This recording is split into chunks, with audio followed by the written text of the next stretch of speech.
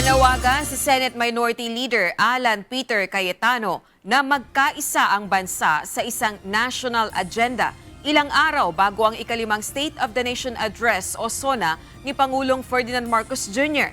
Ayon sa Senador, kailangang ituon sa mga pangunahing suliranin ng mga Pilipino ang pag-uulat ng Pangulo gaya ng mataas na singil sa kuryente at gastusin sa pamuhay sa halip na bangayang politikal.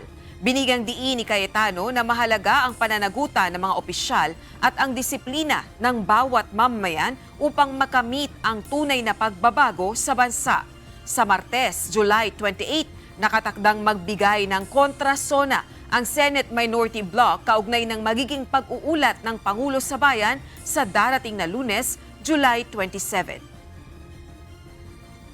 Trabaho ng minority leader sa Senado na magbigay ng the day after or at least the week after. I think nagkasundo kami sa Senate na Tuesday.